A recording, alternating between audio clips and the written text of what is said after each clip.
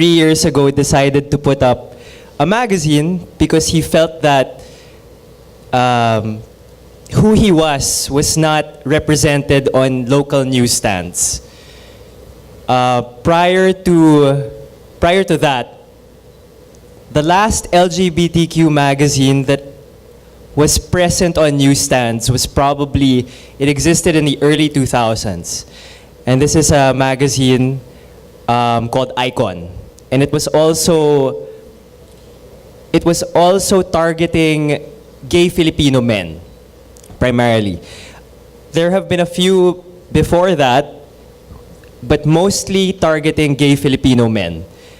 Maybe one or two for lesbians, but given that there is such a big hole left in terms of representation in media. And for me, that hole was glaring in print media. So, just to give you background, what existed on newsstands that spoke to me were more foreign magazines because I could never bring myself to admit my homosexuality. I sought out men's magazines because at least there were men on it and at least there was style advice. And in a way that, presented in a way that didn't make me feel like homosexuality was completely associated with fashion or the love for fashion. So I felt comfortable with these magazines. And locally, we had, at the time, when I was a teenager, a focus on many girly magazines, FHM, fashion magazines, and teen girl magazines. So this is what primarily existed on newsstands. So while I loved media, it was only until I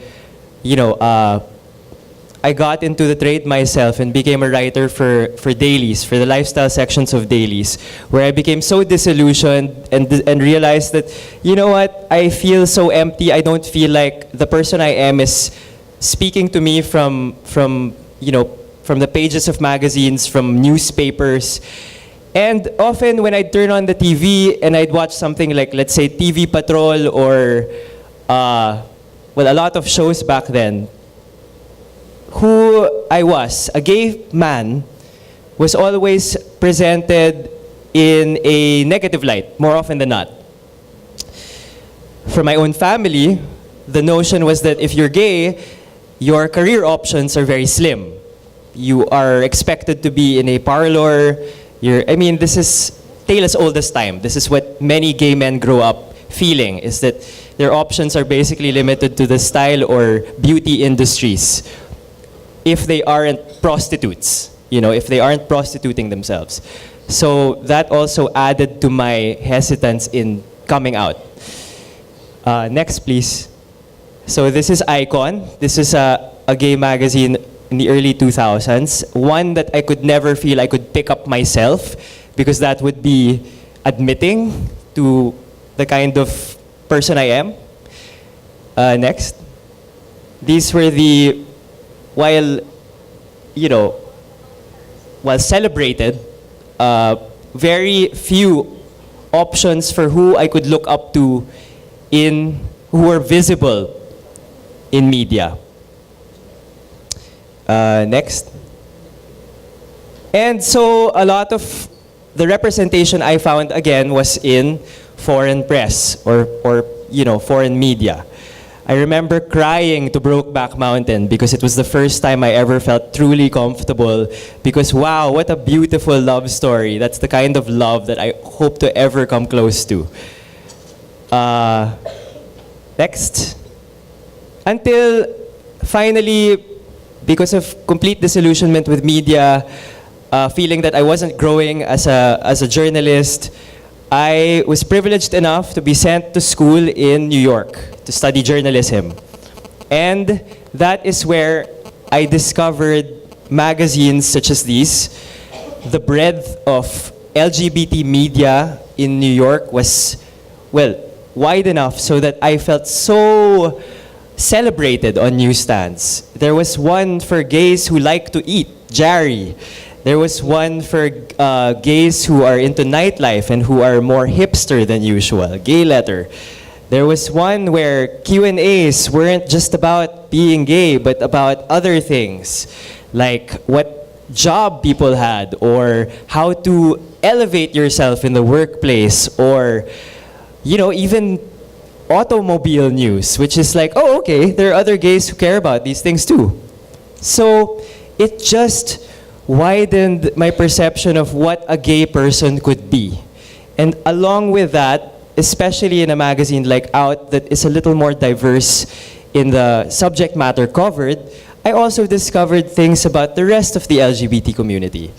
That there existed trans people, and they weren't just, you know, prostitutes, as often seen in media, in the news. That there are lesbians who look differently, not just butch lesbians, but lesbians who present as more female, as femme. My eyes were opened, and I was so sad that this kind of representation didn't exist back home. So after 3 years living abroad, when I decided to go back home, and I said, and this followed a breakup, where of course a breakup will definitely inspire you to do things that you never thought possible. Where I said, you know what, to hell with it. It's time to try to create the representation that I don't see for myself.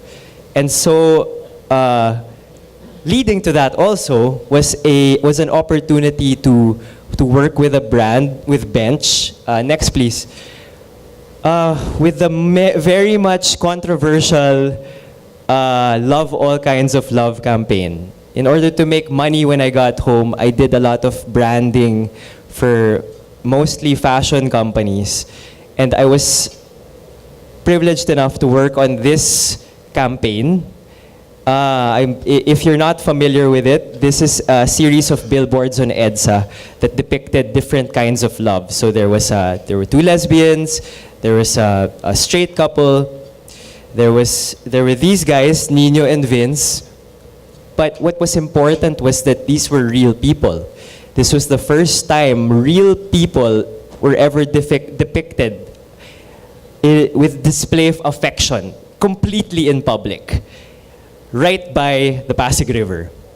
And while the execution could have been done much better, wildly better, because of a problem to do with the ad board who had prohibited the show of hands that forced Bench to block off the hand-holding that you can see here. If that hadn't happened, it would have been a completely, like, pure, just ecstatic display of gay love for the first time. But because I saw a lot of people on social media defend the ad and celebrate it before everything had gone to crap, because of people blaming Bench for creating some kind of publicity stunt, which I don't want to go into. People were really celebrating this couple, this real couple. And that really opened my eyes and told me, my God, I expected so much worse of a response from the Catholic Church, from you name it. But that didn't happen so much.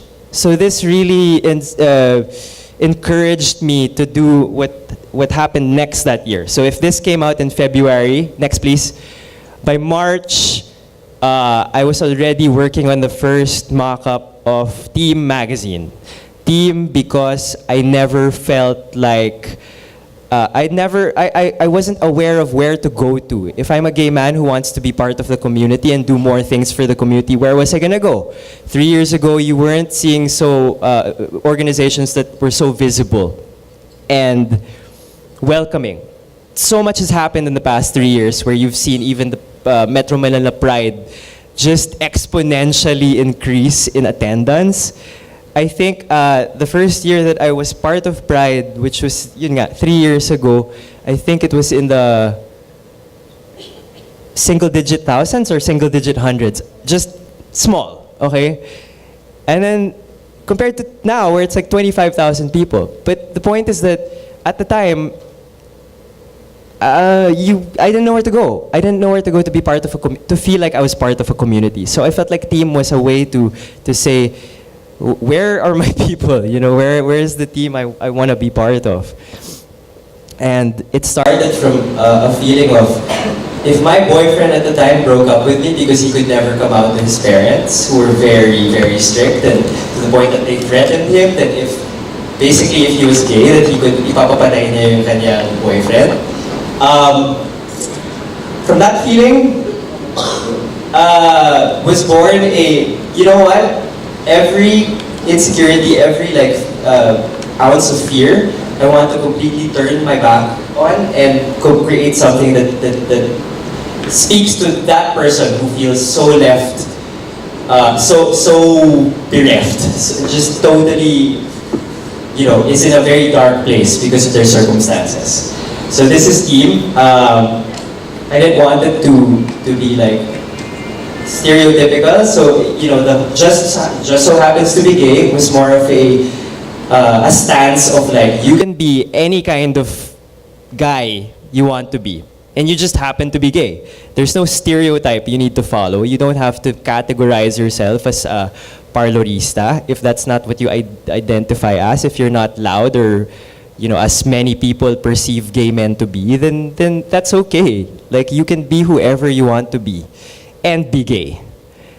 Next, please.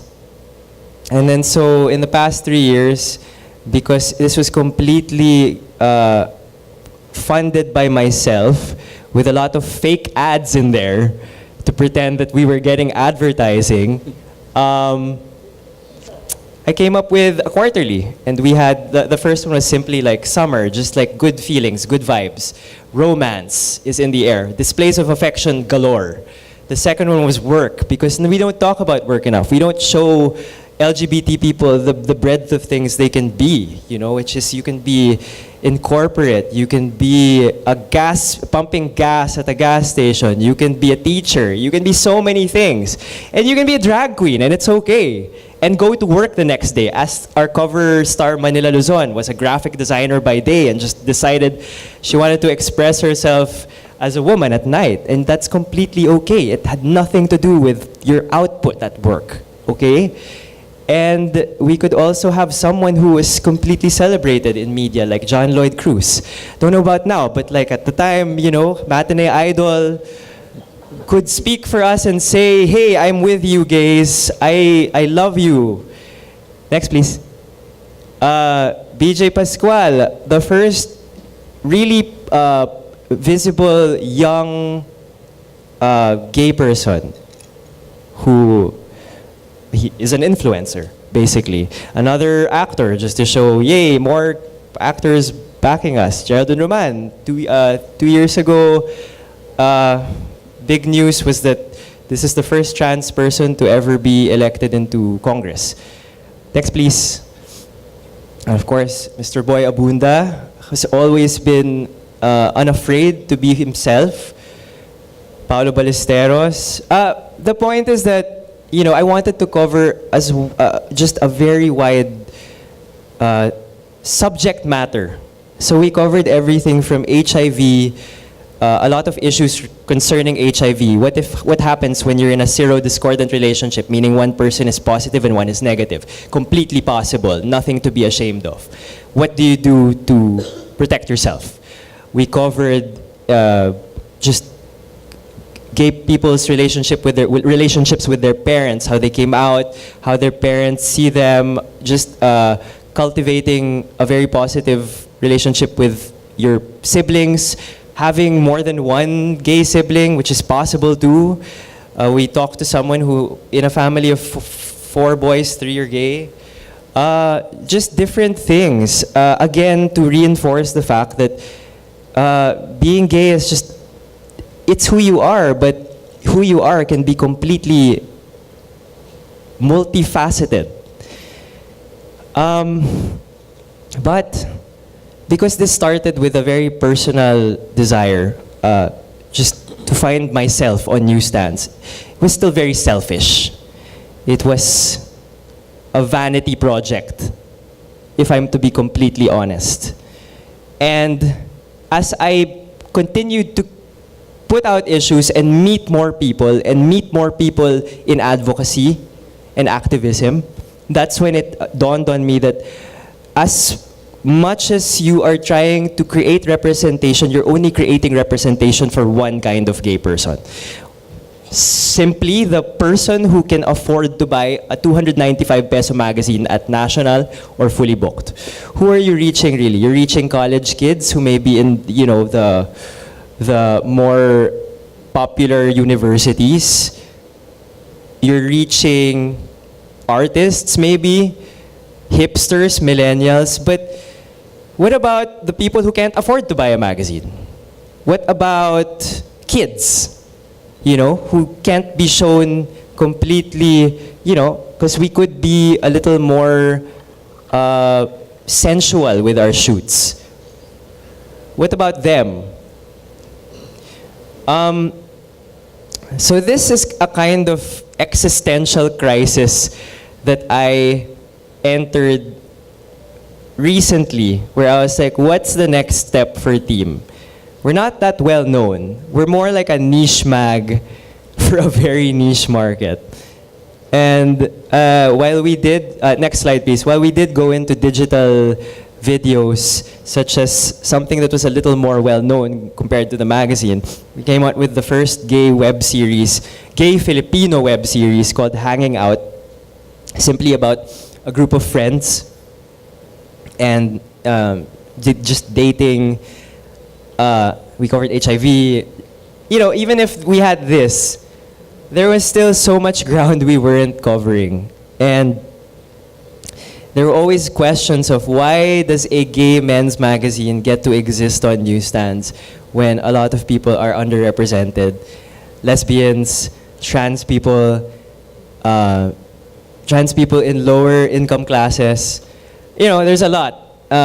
And as much as you set out not to be completely representative of everybody, like, oh, I'm just doing my own thing, that's not, you know, it's not something that is, I mean, you can't be completely, like, you can't just drive in your own lane because there are so many people. I mean, if you're talking about visibility, if you're talking about representation, and you're only sticking to one type of representation, then that's kind of going against the point, isn't it?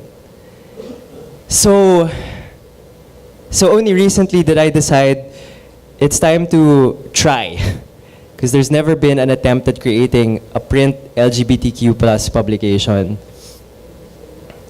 There has been news media, such as Outrage. They've been there for a while now, doing LGBTQ news, but I feel like there's so much of a statement in going print because you have something to hold on to. You have a complete, you have something that's so very in your face, you know, something that exists concretely to say that the LGBTQ community exists. They're here. You can hold on to them if you don't believe it. And so that's where we are now. And I'm wondering why I'm here in this particular summit, because I'm not a CEO. I mean, but I think it's more of like, to the people who have that economic power, these legions of employees, to those people, they need to know how important representation is. And how reliant we are on your ability to empower your LGBT, your hordes of LGBT people, who may even not be empowered enough to be who they are at work, which is so important. If you are yourself at work, imagine how productive, completely productive you can be. And there still exist so many issues I come across. More recently, to do with staff who are HIV positive, who once HR finds out that they are HIV positive, despite having a clean track record, and despite contributing greatly to their companies that they are discriminated upon and asked to resign, or moved around to less important departments, supposedly, that these things still exist is such a big problem.